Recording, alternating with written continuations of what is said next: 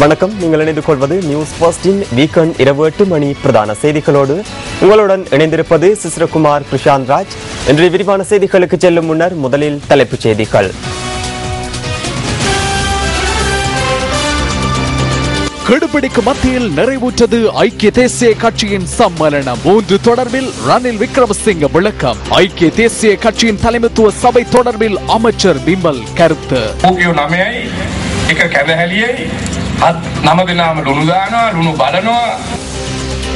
Mannar A32 வீதியில் உள்ள கோவில் ஒன்றுக்கு அருகே மேற்கொள்ளப்பட்ட அகழ்வின் போது 6 மண்டை ஓடுகளும் மனித எச்சங்களும் மீட்பு.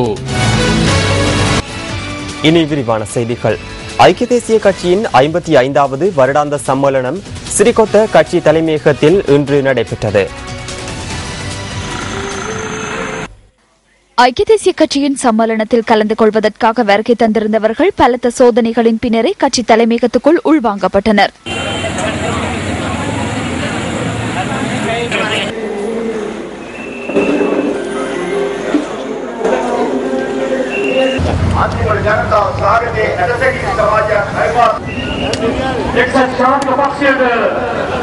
கலந்து கொள்வதற்காக இங்கே வருகை தந்திருக்கின்ற கௌரவ சிறிகொத்த கட்சி வளாகத்தில் இன்று முற்பகல் 9:30 அளவில் கட்சியின் சம்மேளனம் ஆரம்பமானது. இதன்போது சிறிகொத்த கட்டிடத்தின் கதவுகள் இவ்வாறு பூட்டு போடப்பட்டிருந்தமையை காணக்கூடியதாக இருந்தது. சம்மேளனத்தில் கலந்து கொள்வதற்காக வருகை தந்திருந்தவர்களை கண்காணிப்பதற்காக பாதுகாப்பு கேமராக்களும் பொருத்தப்பட்டிருந்தன. ஐக்கிய தேசிய கட்சியின் பொதுச் செயலாளர் தி சாத்தநாயக்க இந்த முறை இடம்பெற்ற சம்மேளனத்தில் 4 யோசனைகளை முன்வைத்தார். தலைமைத்துவ சபையை யாப்பில் உள்வாங்குதல், அதன் அதிகாரங்கள் மற்றும் நிறைவேற்று ஜனாதிபதி முறைமையை இல்லாதொழித்தல், ஊழல் மோசடிகளை தடை செய்வதுடன் வாழ்க்கை செலவை குறைத்தல் மற்றும் மக்களுக்கு நிவாரணங்களை பெற்றுக் கொடுக்கும் ஓர் அரசாங்கத்தை ஸ்தாபித்தல் ஆகிய 4 யோசனைகள் முன்வைக்கப்பட்டன. இது தொடர்பாக சம்மேளனத்தில் கலந்து கொண்ட பிரதிநிதிகளிடம் விருப்பத்தை வினவிய கட்சியின் தலைவர் குறித்த தீர்மானங்கள் ஏகமனதாக நிறைவேற்றப்பட்டதாக அறிவித்தார்.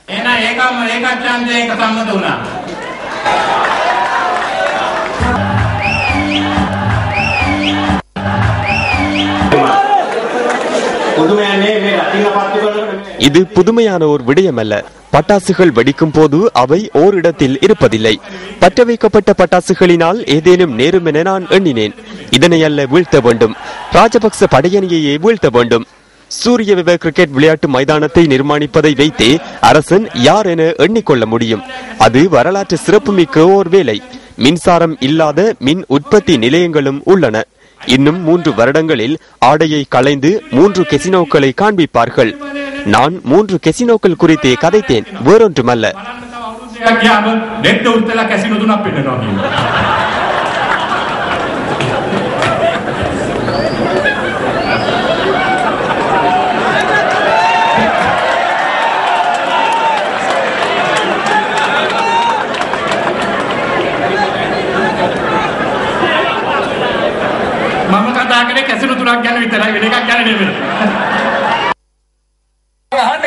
ஐக்கிய தேசிய கட்சி சார்பில் கெசினோவிற்கு எதிர்ப்பு தெரிவித்து வீதிக்கு இறங்கியுள்ளவர்களிடம் ஒன்றை கேட்க விரும்புகின்றேன். அவர்கள் ஆட்சி பீடத்தை அமைத்த பின்னர் கெசினோவை இல்லாது செய்வதற்கான நடவடிக்கைகளை எடுப்பார்களா?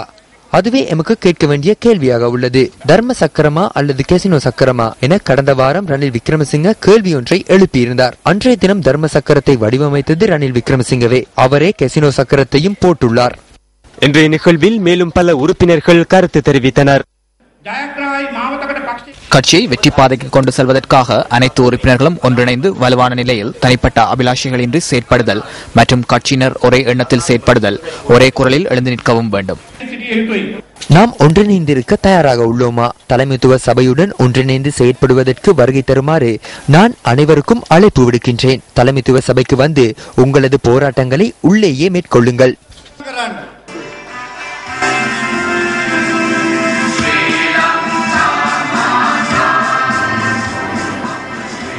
சம்மேளனத்தின் இறுதியில் தேசிய கீதம் ஒலிக்கின்ற வேளையில் ரணில் விக்ரமசிங்க மீண்டும் உரை நிகழ்த்தினார்.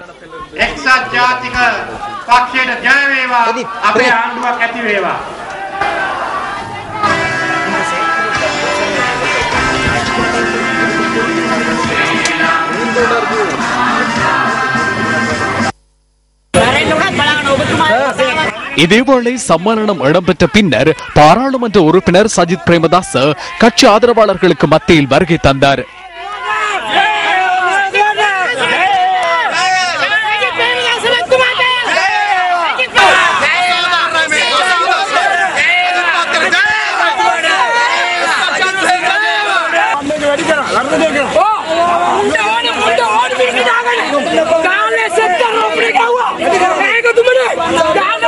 இந்த சந்தர்ப்பத்தின் போது சம்மேளனம் குறித்து ஊடகவியலாளர்கள் அவரிடம் கேள்வி எழுப்பினர். இந்த செயற்குழுவிடம் யோசனை ஒன்றை முன்வைத்தேன். ஞாயிற்றுக்கிழமை ஒன்றில் 3 புரிந்துணர்வுகளுக்கு நாம் வந்தோம். மதிப்புக்குரிய மகா சங்கத்தினரும் நானும் கரு ஜெயசூரியம் இணைந்து ஞாயிற்றுக்கிழமை அன்று உடன்படிக்கை ஒன்றில் கையொப்பமிட்டோம். அது திங்கட்கிழமையாகும் போது கிழித்தெறியப்பட்டது. எமது அரசியல் பயணத்தில் நான் மிகவும் தெளிவாக உள்ளேன். அதனால் எமக்கு முதுகெலும்பு உள்ளது, எனக்கு இயலுமை உள்ளது, எனக்கு புரிந்துணர்வு உள்ளது. தீர்மானங்களை எடுப்பதற்கு எனக்கு புதிதாக ஆலோசனைகள் வழங்க தேவையில்லை. සඳුදා දවසේ ඉරලා දමන්නට බෑ. විශේෂයෙන්ම මම මගේ දේශපාලන ගමන බොහොම පැහැදිලිව ක්‍රියාත්මක කරලා තිබෙනවා. ඒ නිසා මට අවබෝධයක් තියෙනවා, මට කොන්දක් තියෙනවා, මට හැකියාවක් තියෙනවා. මටම දේශපාලන තීන්දුව తీරන ගන්න මට අලුතින් උපදේශකයන් අවශ්‍ය වෙන්නේ නැහැ. இந்த கருத்துக்கள் தெரிவிப்பதற்கான சந்தர்ப்பம் உங்களுக்கு கிடைக்கவில்லை. உங்களுக்கு இந்த இடத்தில் சந்தர்ப்பங்கள் பறிக்கப்படுவதாக இந்த சம்மேளனத்திலிருந்து தெரிய வருகிறது. අමුතුවෙන් මට කියන්න දෙයක් නැහැ. මම කියන දේ புதிதாக கூறுவதற்கு ஒன்றும் கிடையாது. நான் கூறுகின்ற கருத்துக்கள் இந்த நாட்டில் உள்ள மக்களின் அனைத்து உறுப்புகளிலும் பதிந்திருக்கும். இந்த தலைமைத்துவ சபையில் அங்கம் வகிப்பதற்கு மகா சங்கத்தினர் மற்றும் 3 அடங்கிய குழுவிற்கு முன் விருப்பம் தெரிவித்திருந்தேன். எனினும் எனது சொந்த விருப்பின் பேரில் எனது விருப்பத்தை தெரிவிக்கவில்லை. கரு ஜெயசூரிய மற்றும் மகா சங்கத்தினருடன் கையொப்பமிட்டு ஓர் இணக்கப்பாட்டிற்கு வந்தேன். பொதுமக்கள் என் மீது கொண்டுள்ள நம்பிக்கையை எனது உயிரை விட பாதுகாக்கின்றேன். நான் ஏதேனும் ஒன்றில் கையொப்பமிட்டால் அது எனது இரத்தத்தில் கையொப்பமிட்டதற்கு சமமாக கருதப்படும். அதனை தான் தோன்றித்தனத்தில் அதனை இல்லாது செய்வதற்கு எனக்கு இயலுமை கிடையாது. எவ்வாறாயினும் தலைமைத்துவ சபையில் இணைந்து கலந்துரையாட வருமாறு உங்களை தலைமைத்துவ சபைக்கு ஒன்றிணைப்பதற்கு தலைமைத்துவம் வழங்கிய மகா சங்கத்தினரின் பிரதான 2 அழைப்பு விடுக்கின்றனர்.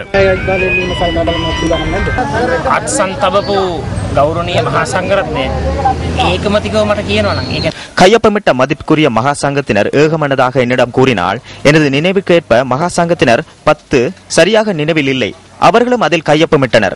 3 நிபந்தனைகளையும் மறந்து கடமையாற்றுமாறு அவர்கள் எனக்கு எழுத்து மூலம் தெரிவிப்பார்களாயின் அதனை நான் நிச்சயமாக ஏற்றுக்கொள்வேன். மகா சங்கத்தினர் தொடர்பில் கூறினால் இருவிதமாக 2 தரப்பினர் காணப்படுகின்றனர். 2 தீர்மானங்கள் வருகின்றன. அதில் எதனை ஏற்றுக்கொள்வது என நான் எண்ணி வருகின்றேன். නායක ස්වාමීන් වහන්සේලා ගැන කතා කරනකොට එක කොට්ටාසයක් කියනවා එක්තරා ආකාරයකට, තව කොට්ටාසයක් කියනවා තවත් ආකාරයකට. යෝජනා දෙකක් කියනවා. දැන් මම බලන්නේ මොකද්ද මම පිළිගන්නේ.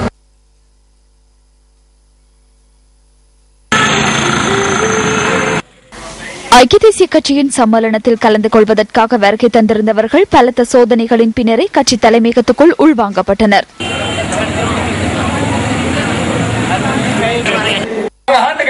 ஐக்கிய தேசிய கட்சி சார்பில் கெசினோவிற்கு எதிர்ப்பு தெரிவித்து வீதிக்கு இறங்கியுள்ளவர்களிடம் ஒன்றை கேட்க விரும்புகின்றேன். அவர்கள் ஆட்சி பீடத்தை அமைத்த பின்னர் கெசினோவை இல்லாது செய்வதற்கான நடவடிக்கைகளை எடுப்பார்களா?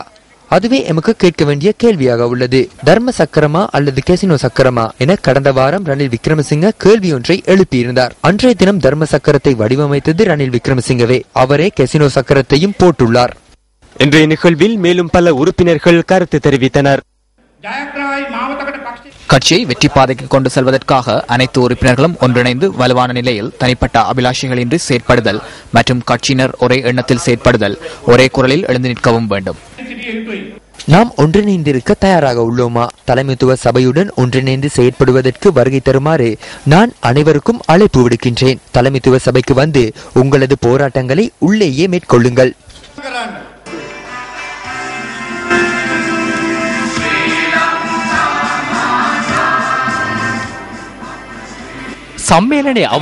சம்மேளனத்தின் இறுதியில் தேசிய கீதம் ஒலிக்கின்ற வேளையில் ரணில் விக்ரமசிங்க மீண்டும் உரை நிகழ்த்தினார்.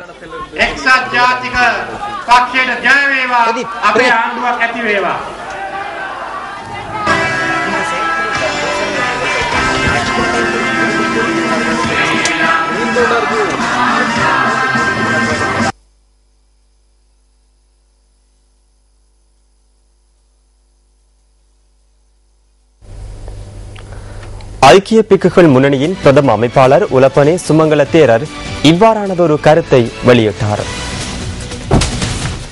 පාක්ෂිකයන් සීමා කරලා ඒ සීමාව තමන්ගේ හිතවතුන්ට පමණක් ලබා දීලා கட்சி ஆதரவாளர்களை மட்டுப்படுத்தி அதனை தமக்கு நெருங்கியவர்களுக்கு மாத்திரம் வழங்கி, அதாவது பாலர் பாடசாலை ஆசிரியர் ஒருவர் மாணவர்களை நடாத்தும் விதத்தில் கட்சி ஆதரவாளர்களை சிறிகொத்தாவிற்குள் கொண்டு வந்து நிற்கவும் அமரவும் செய்து இதனை ஒரு நகைச்சுவை நாடகத்தை போன்று முன்னெடுத்தனர்.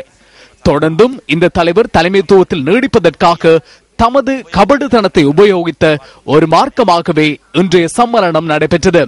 எனவே எதிர்வரும் மேல் மற்றும் தென் மாகாண சபை தேர்தல்களில் ரணில் விக்ரமசிங்கவிற்கு பாடம் புகட்ட மக்கள் எதிர்பார்த்துள்ளனர். மக்களோ ஆதரவாளர்களோ இதனூடாக ஏமாற்றப்பட மாட்டார்கள். බලාගෙන ඉන්නවා ඒ උත්තරය ලබා දෙන්න. ඒ නිසා අපි කියනවා ජනතාව රැවටෙන්නේ නැහැ, පාක්ෂිකයා රැවටෙන්නේ නැහැ.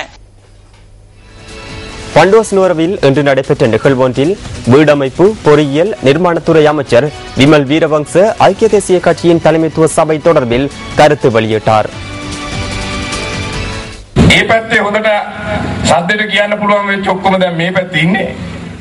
இன்று மிகவும் சத்தம் போட்டு கதைக்கும் அனைத்து ஐக்கிய தேசிய கட்சியின் உறுப்பினர்களும் இந்த பக்கத்திற்கு வந்துள்ளனர். அங்கு அரசியல் செய்வதற்கு தவறியுள்ள சிலரே மிகுதியாக உள்ளனர். கடந்த வரவு செலவு திட்டத்தின் போது சிறந்த வாத பிரதிவாதங்களை அவர்கள் வெளியிடுவார்கள் என நாம் நினைத்தோம். பிரபல எதிர்க்கட்சி எங்கே மாற்று வேலை திட்டங்கள் ஒன்றுமில்லை. தலதா மற்றும் சஜித் பிரேமதாசவை தலைமைத்துவ சபைக்கு அழைத்து வருவதே அவர்களின் தேசிய பிரச்சனையாக காணப்படுகின்றது. அவரையும் தலைமைத்துவ சபைக்கு அழைத்து வந்து எல்லோரும் உண்ணக்கூடிய உணவை சமைப்பதற்கான சந்தர்ப்பம் இருந்தது. ஆனால் இன்று அங்கு விசேட உணவொன்றை சமைக்கின்றனர். அங்கு 9 சமையற்காரர்கள் உள்ளனர். அதேபோல் 9 பேரும் உணவை பதப்படுத்துகின்றனர். அந்த 9 பேரும் உணவுக்கு உப்பிடுகின்றனர். ஒருவர் சமைத்த உணவில் ருசி இல்லை என்கின்றார், ஒருவர் உப்பு போதாது என்கின்றார்.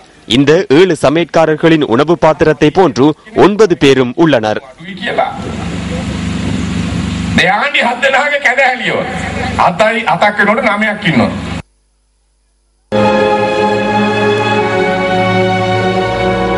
உங்களின் தோல்வி எங்கே ஒளித்துள்ளது தெரியுமா? பிரச்சனைகள் வரும்போது அல்ல, பிரச்சனைகளை கண்டு நீங்கள் பயந்து விலகும் போது. பாரதியார். உங்கள் மனம் கவர்ந்த பொன்மொழிகளை நியூஸ் ஃபர்ஸ்ட் சக்தி அறிஞர் வாக்கு பகுதிக்கு அனுப்பி வையுங்கள். மின்னஞ்சல் முகவரி newsfirst@maharaja.lk.